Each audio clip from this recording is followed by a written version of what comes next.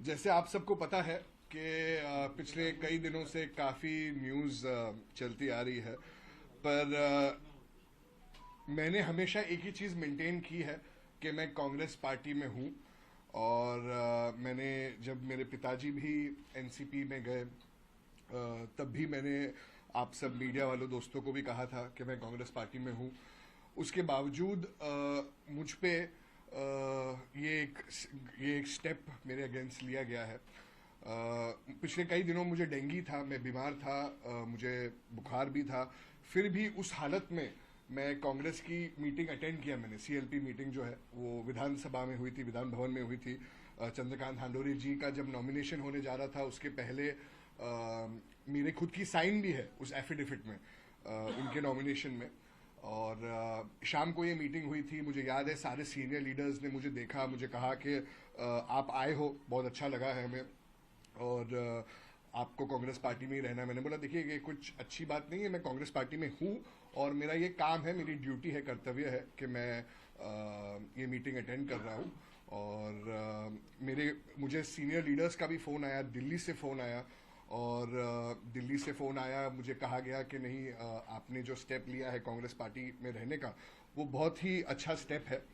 ये सब होने के बाद आप सबको पता है कि कल एक न्यूज़ आई जिसमें मुझे मुंबई प्रदेश युवक कांग्रेस के पद से हटाया गया। ये बहुत ही दुर्भाग्यपूर्ण है, क्योंकि ये जो एक पद मुझे मिला है, मुझे कोई नॉमिनेशन द्वारा नहीं मिला है, ना कि मैंने कोई लीडर के लिए, जैसे मैंने ट्वीट भी किया कि मैंने कोई यस मैन नहीं बना हूं या मैंने कोई जी हुजूरी नहीं कही है कोई लीडर के लिए। मैंने इलेक्शन लड़ा है और मुझे तकरीबन 90,000 वोट्स मिले हैं। 20,000 की तकरीबन मार्जिन से मैं जीता हूं। तब भी बहुत मुश्किलों का सामना करना पड़ा। मुंबई कांग्रेस के अनेक नेता मेरे एक साथ होके मुझे हराने की उन्होंने कोशिश की, बट सबको दिखा कि जनता किसके साथ है। मुंबई युवक कांग्रेस के इतिहास में 88,517 वोट्स जो मुझे मिले थे वो किसी को कभी नहीं मिले, और ये जनता का प्यार है। मुझे मौका मिला, जनता ने मुझे मौका दिया, मुंबई युवक कांग्रेस के साथियों ने मुझे मौका दिया, और तब जाके मैं अध्यक्ष बना। पर अध्यक्ष बनने में भी बहुत समय लगा। मुझे नंबर 1 वोट्स मिले थे पूरे मुंबई में। फिर भी मेरा जो मुझे प्रेसिडेंट का जो अपॉइंटमेंट है वो मुझे तकरीबन 8 से 10 महीना मुझे रुकना पड़ा। पूरे देश में जब भी चुनाव होते हैं तो इलेक्शन प्रोसेस जब होते हैं उसके बाद इंटरव्यू हो जाता है, मगर नंबर 1 ही जो नंबर 1 बनता है उसकी ही प्रथा है कि वो प्रेसिडेंट बन जाता है। मगर 2 ऐसे इंस्टेंसेस हुए हैं पूरे देश में।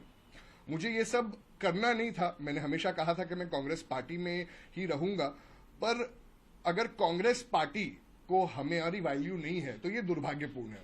हमेशा कांग्रेस पार्टी बात करती है माइनॉरिटीज की, बात करती है कि नहीं हम माइनॉरिटीज के साथ है, मगर जो माइनॉरिटीज के साथ कांग्रेस पार्टी में हो रहा है उसके बारे में मैं थोड़ी स्पष्टता से आपको आज कहना चाहूंगा। जो मुझ पे बीती है, मेरे दोस्तों पे बीती है। अगर आप देखेंगे तो कर्नाटका युवक कांग्रेस में भी एक मेरा मित्र है मोहम्मद नलपाड़, उसको भी सबसे ज्यादा वोट्स मिले थे, मगर पूरे देश में 2 ही लोगों के रिजल्ट्स तकरीबन 1 साल के लिए रोके गए थे। एक था मोहम्मद नलपड़ और एक था जीशान सिद्दीकी। आप सबको पता है कि मोहम्मद नलपड़ और जीशान सिद्दीकी में क्या चीज कॉमन है, हम दोनों मुस्लिम हैं। हमारे इलेक्शंस के बाद भी बहुत लोगों के चुनाव हो गए और उनका डिक्लेयर हो गया, मगर मेरा और मोहम्मद का डिक्लेयर नहीं हुआ।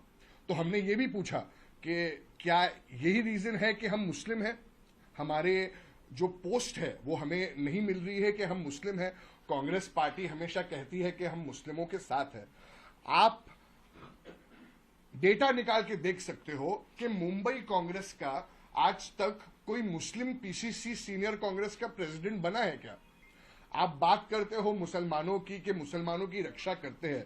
जितना कम्युनलिज्म कांग्रेस पार्टी में अंदरूनी है, जितना कम्युनलिज्म इंडियन यूथ कांग्रेस में है, वो कहीं नहीं है। मैं जब इलेक्शन लड़ रहा था मुझे पता है मुझ पे क्या बीती।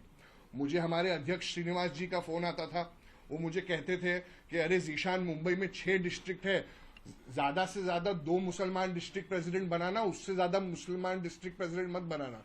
मैं बोला सर आप ये क्या बात कर रहे हो? तो उन्होंने कहा नहीं, मैं तेरे अच्छे के लिए बोल रहा हूं, क्योंकि अगर तूने बना दिया तो एज अ मुस्लिम तू नहीं बन पाएगा। मैं बोला ऐसा क्यों? हम तो नहीं देखते कि कौन मुस्लिम है, कौन हिंदू है, कौन सिख है, कौन ईसाई है, हम तो सेक्युलरिज्म में बिलीव करते हैं, तो आप ऐसा क्यों बोल रहे हो? मुझे फेस टाइम ऑडियो पे उन्होंने फोन किया था। तो उन्होंने कहा कि नहीं, मैं तेको तू बन जाए इसीलिए मैं तेको बोल रहा हूँ एक अच्छे दोस्त के लिए, ज्यादा मुस्लिम को मत इलेक्ट कराना। तो मैं अचंभे में आ गया, मैंने मेरी टीम से बात किया, मैं बोला सर अगर कोई डिस्ट्रिक्ट तो ऐसे है कि एक मुसलमान दूसरे मुसलमान के अगेंस्ट लड़ रहा है तो जीतेगा तो एक मुस्लिम ही, हम ये नहीं देख रहे कि उसका सरनेम क्या है। मगर आप अगर बात करते हो मुस्लिमों की, तो आपको परहेज भी मुस्लिम से कैसे है? आज तक का अगर आप मुंबई कांग्रेस की लिस्ट निकाल के दे सकते हो तो मुंबई कांग्रेस में कौन सा मुस्लिम पीसीसी का अध्यक्ष बना है? जब भी बात होती है, आए दिन अब हमारे पीसीसी अध्यक्ष जब चेंज होते थे, पहले मिलिंद जोरा जी थे, फिर उसके पहले निरुपम जी थे, जब चेंज होती है तो बातें चलती है कि अभी कौन रेस में है। तो किसी ने कहा कि नहीं बाबा सिद्दीकी जी रेस में है, तो किसी ने कहा नहीं और एक वरिष्ठ नेता है हमारे नसीम खान जी, असलम भाई है, अमीन पटेल जी है। तो मुंबई में तो फिलहाल 4 विधायक है, आप सबको पता है कांग्रेस के, उसमें से 3 मुस्लिम है, एक हमारी वर्षा ताई है। मगर उसमें जब भी बात होती है कि मुंबई कांग्रेस का अध्यक्ष कौन बन सकता है, तो पहली बात ये कांग्रेस पार्टी के ऑफिस में हो जाती है कि नहीं नसीम भाई, अमीन भाई, असलम भाई, बाबा भाई ये तो नहीं बन सकते क्योंकि ये मुसलमान है। तो मुस्लिम होना कांग्रेस में क्या एक पाप है कि आज तक मुंबई कांग्रेस में कोई मुस्लिम अध्यक्ष नहीं बना है?